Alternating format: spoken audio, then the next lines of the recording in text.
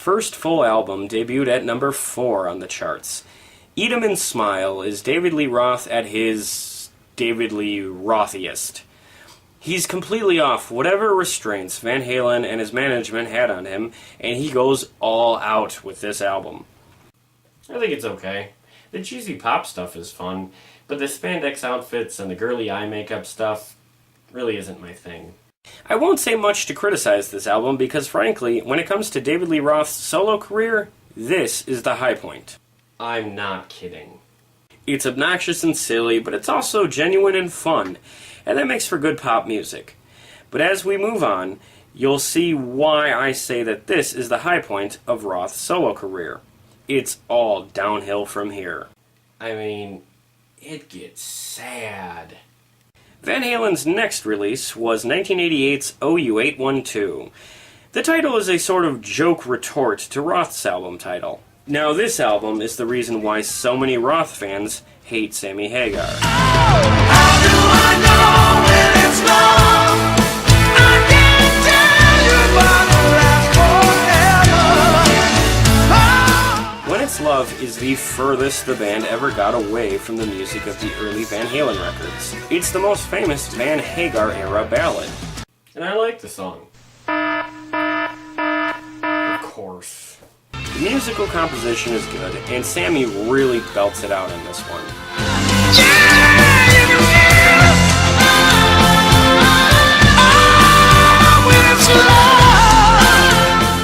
The rest of the album is decent, but nothing special.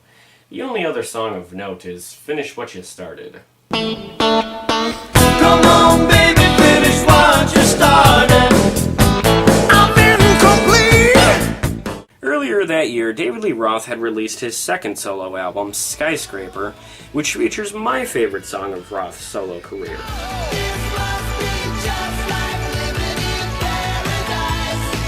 Just Like Paradise is one of David Lee Roth's best songs, period. I like it even more than some of his Van Halen hits. Unfortunately, this would be the last time his solo career would feature anything I enjoy. After lengthy tours and some well-deserved time off, both camps released new material in early 1991. Roth released an awful album entitled A Little Ain't Enough, while Van Halen put out another good album called For Unlawful Carnal Knowledge. It features fan favorites like Pound Cake and Runaround, as well as notable singles Top of the World and Right Now, the latter of which featured one of Van Halen's most iconic music videos.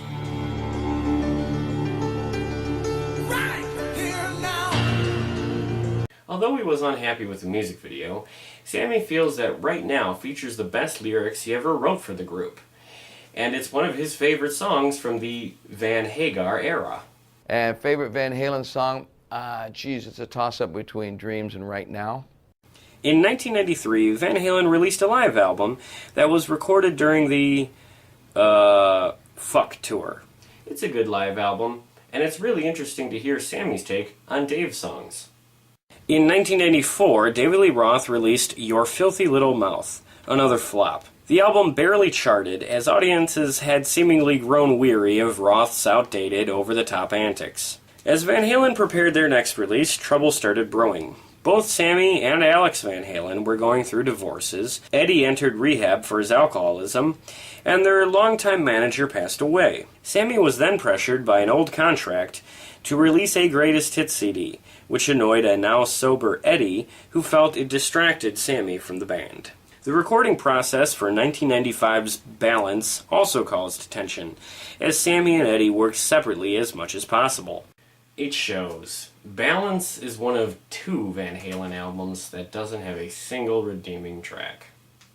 The tour to support Balance also suffered setbacks. It was nicknamed the Ambulance Tour because Eddie suffered a hip injury, Alex suffered a neck injury, which caused him to wear a neck brace throughout the tour, and Sammy fell ill several nights, prompting the cancellation of a few shows. 1995 was ultimately the end of the Sammy Hagar era of Van Halen. They worked together for a little while in 1996 on the soundtrack for the film Twister, but problems quickly arose. Sammy and his new wife were expecting a baby and wanted time off, but a newly sober Eddie wanted to return to work and felt Sammy wasn't committed to the band. Sam committed while he was in Hawaii with a pregnant wife, and we had the tracks done 6 weeks before we could get him out here to sing. You know, I kept saying, Sam, why did you commit to this if you don't want to do it? Or, you know, and he even said to me, why is this so damn important to you? And I just went, what? Because we make music. Yeah, that's my life. You know? Basically what it was. Yeah, the last conversation I had with him was, Sam, it can't go on like this. You know, you can't be a solo artist within a band. So, yes, finally, after reiterating about 11 times, me saying to him, Sam, in order to continue on, you need to be a team player. He finally copped to it and said, all right, I'm frustrated. I want to go back to being a solo artist.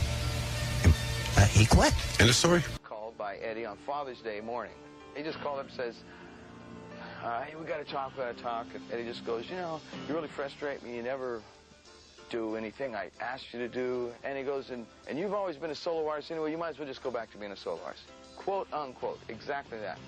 And I went, wow. I mean, I was floored. But he put out a press release saying, I quit. A week later, he says I kicked him out. Now, you sticking the bull story, Sam? I can't be a friend of a liar. I'm sorry. Sam, you lied. Eddie also let it slip that the band was working with David Lee Roth again on a greatest hits CD, because they were worried that Sammy would not return. This infuriated Hagar as he felt betrayed by his bandmates, so the decision to split was unanimous. Van Halen had started working with Roth again, but there was trouble from the start. We have to make an announcement. We have to address this subject here. This is the first time that we've actually stood on stage together in over a decade. Best piece with the pops. So I just kind of walked up and said, look. There's not going to be an immediate tour or anything because we're not doing a nostalgia trip, cash in. It's not about the money, okay? In December, I need a complete hip replacement, which is going to take me at least three to 4 months to recover from. Well, some days vibe changed. He goes, well, hey, tonight's about me, man. Yeah. Tonight's about me.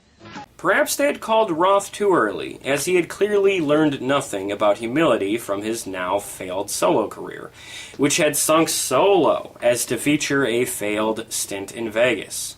Roth's callous disrespect towards Eddie forced Eddie to call the potential reunion off, but Roth retorted that there was never supposed to be a reunion, and that it was all just a publicity stunt. This may have been true, as the Van Halen brothers were still auditioning new lead singers. They found one with Gary Cherone, the former frontman for the band Extreme. In 1998, they released Van Halen 3, which flopped. Van Halen 3 is the album most fans like to think never happened. And I agree. I've been against popular opinion enough in this video. I don't like this album, and I think Gary Cherone was a poor fit for the band. They planned a follow-up for 1999, but their label rejected it. So Cherone left the band on good terms, which was a first for that band. Unfortunately, Van Halen had learned the same lesson Genesis had learned the year before. The third time is not the charm when it comes to lead singers. This failure led to a 5-year stagnance for the band, as Eddie relapsed into alcoholism. This allowed for ex-singers David Lee Roth and Sammy Hagar to work on solo projects. Sammy formed a new band, released a few albums, and founded a successful tequila company. Sammy's respectable success and healthy public image only highlighted Roth's lack of any of it. Roth's lame musical output and silly publicity stunts verified him as the quintessential past-their-prime, out-of-work ex-lead singer. His albums didn't sell. His autobiography was torn apart by critics for being a rambling, incoherent mess, and it is. And his video vanity project, David Lee Roth's No Holds Barbecue, just confused and annoyed people. I refuse to even watch it. And then the unthinkable happened. Sammy Hagar and David Lee Roth went on tour together. When I left Van Halen, the first thing I said was, call up David Lee Roth's agent, see if he wants to go out on tour with me. I said it'd be the coolest thing ever, you know. And they wouldn't even, like, slam the phone down, right? The guy came out of the gutter. to do this tour, and now he's back. So now he's playing in front of big crowds again and making a ton of money, and so now he's automatically acts like he's got to get it. It's like, okay, Dave, wait till the tour's over. You're back where you were last year, pal. The tour was a moderate success, but it confirmed two things. One, the absolute and permanent mutual dislike between Sammy and Dave. And two, that while Sammy's new band and albums showed that he was still a fun and talented performer, David Lee Roth was struggling. Many reviews stated that Roth's outdated wardrobe, silly hairstyle, and vocal difficulties made him look weak when compared to Hagar. Sammy had hoped that the tour with Dave would pressure the Van Halen brothers into having a super reunion tour featuring both lead singers, but this was not meant to be.